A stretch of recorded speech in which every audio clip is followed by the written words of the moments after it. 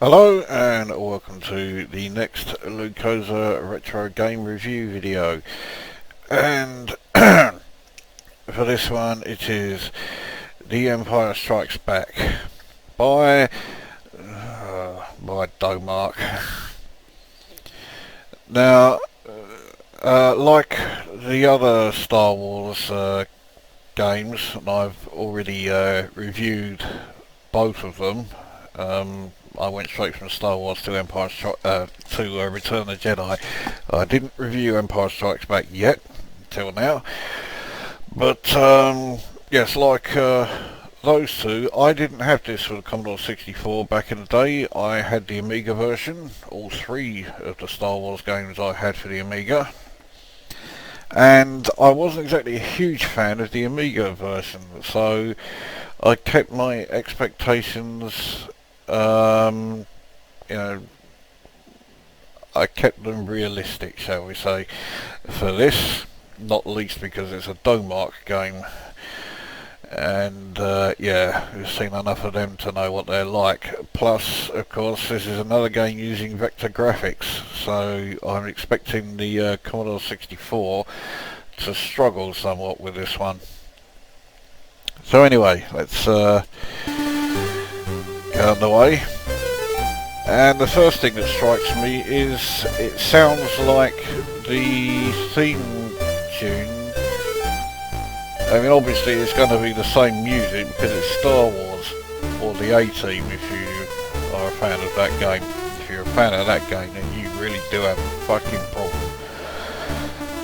But yeah, it's not just the same piece of music, it's exactly the same rendition. It sounds to me like they've just lifted it from that game and put it in this. So yeah. Okay. Well, let's get the game underway then and see what it's all about. Now, on the first wave, you are shooting against probe droids, or probots as they are referred to throughout here. You have to, well, you can try and destroy their transmissions, and if you destroy 5 of them, you get a bonus. You get the bonus letter. Right, that transmission's gone through. You see at the top of the screen there, display showing how many of their transmissions have got through, and if they get 4 through, then the location of the rebel base is discovered and reported back to the Empire. They've already got 3 through, and already the issue with the Commodore 64's inability to do vector graphics well is showing. It slows down quite a bit. So now we're up against the Imperial Walkers, and of course they have both kinds, the AT-AT Walkers and the AT-STs. Now you can use the tow cables to fire at their legs like so, or you can shoot them in the one sensitive area, which is the red marked area at the top of the heads. Now I need to just destroy 1 more and I can then get the bonus letter for this stage. If you get all 4, there we go, so that's that one got. If you can get all 4 letters, you get the Jedi bonus, and you are basically immune to every shot for a limited amount of time. In the Amiga version I could get it every single time, it was unbelievably easy. In this version, the probe droid one is really the only one I have any serious problems with. This particular stage, stage 2, can go on for an awful long time because yeah, it takes them a while to actually get to the power generators, and more often than not I get so bored waiting that I just fly around and let them do it, because I just want to move on to the next stage, which is back to your Star Wars-esque level of fighting against TIE fighters, only this time instead of the Death Star hanging around in the background, it's the Superstar Destroyer. I have one tow cable left. Don't use it against ATSTs, those things you do shoot in the head. Again, they're firing fireballs at me. This level does seem to be going on for quite a while. It's certainly a lot longer than usual. But hopefully the fact that well, I've got one tow cable left, so I'll use it against this one. That's all my tow cables gone. That one's missed. Okay, well hopefully now the fact that I am missing AT-AT walkers means, yeah, they are now starting to destroy parts of the generator and all that. But I mean, you can get bonus points if you perform like skill flying by flying through the legs of the AT-AT walkers. On the Amiga version, that's extremely easy to do. On the Commodore 64 version, it is absolutely not easy to do. And I've now been given another tow cable out of nowhere.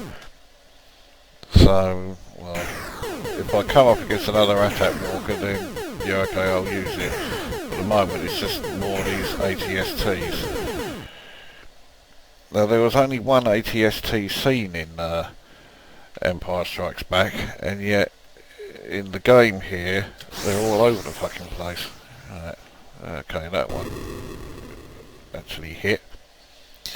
There's another AT-AT walker. Let's see if we can fly right past him. And if we do and ignore him, hopefully that means they'll go on to destroy the base. Well, they're getting closer. I mean, I am actually, intentionally letting them get there, but they're still taking their sweet time about it. It says power generator destroyed, so come on, hurry up and let's, piss off. Another AT-AT walker. Hopefully if I ignore him, that will mean end of this stage. Yeah, oh fucking hell, I've just been hit. Oh, must have been that AT-AT that sort of came along and hit us. I was doing okay up until then, I hadn't taken a single hit. Let's see if I can shoot this one in the head. You need pretty good aim for this. And I don't have it, so I'm just going to get the fuck away from him. Come on, I must be near the end of this level by now. It doesn't usually go on for this fucking long. There we go, right, finally done it. So, we bugger off to here, and now we're back to, we're now in the Millennium Falcon, and it's the old Star Wars-esque stage, destroying TIE fighters and shooting fireballs. They're still insisting that, the TIE fighters launched fireballs. I don't remember seeing fireballs in the film. There we go, so we got the bonus letter for that one, so we got the D. And then after this one, we now have to avoid the collision with the asteroids. Now on the Amiga version, again, this is extremely easy because all you had to do was keep going in either hard left or right, and then just keep moving up or down depending on where the asteroids came from. That was easier than it has been. But again, I did that, so there's the wave complete with a very unimpressive Darth Vader vector.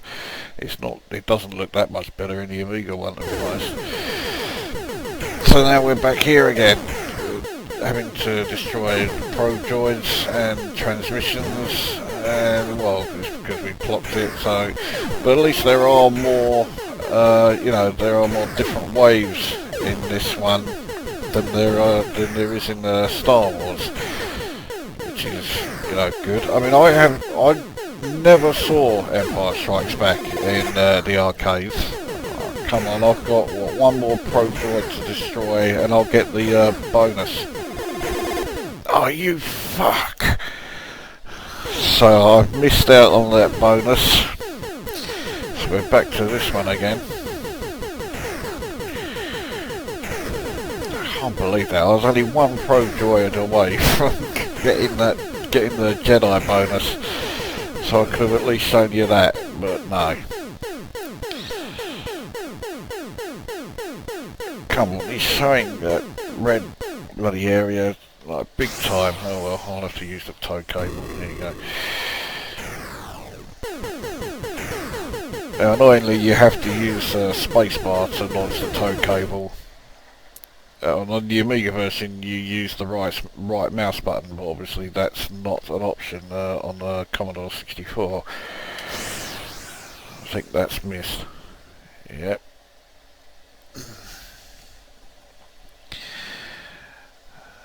So, yeah, you do spend an awful lot of time on this stage just flying around with nothing coming towards you. You're not really doing very much.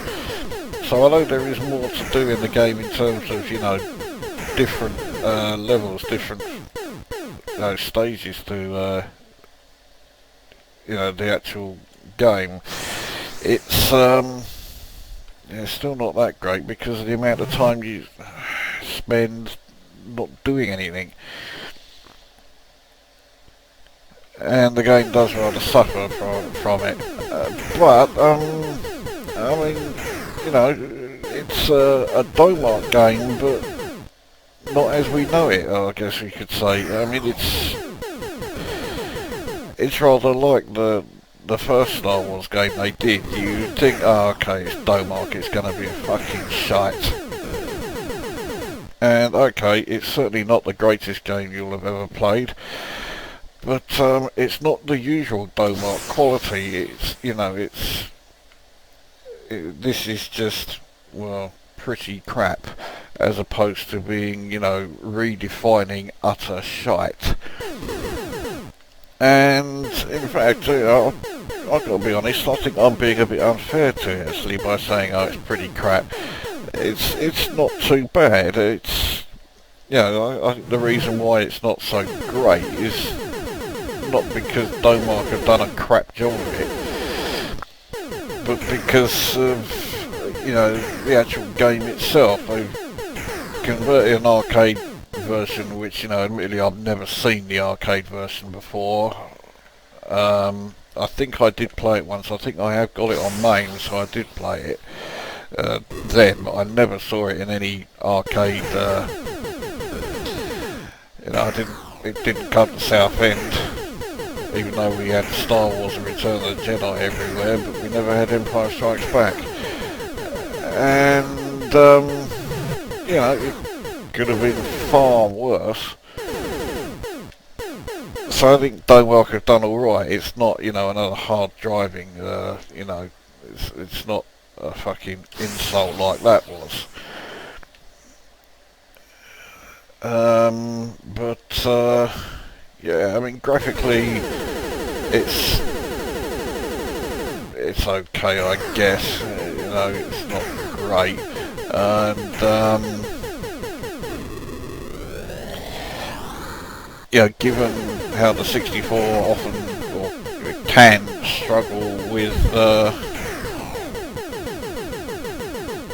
vector graphics, you can clearly see and hear where it's slowing down the more vector graphics are on the screen. But I mean, it's not as bad as, say, Elite. I mean, that was awful, the, you know, amount of slowdown you would get with that. Although it's not as good as, say, Mercenary, which also had vector graphics, but that didn't have anywhere near the issues that,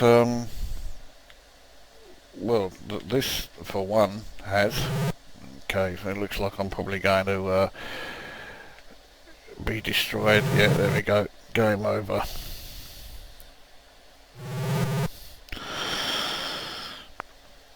So,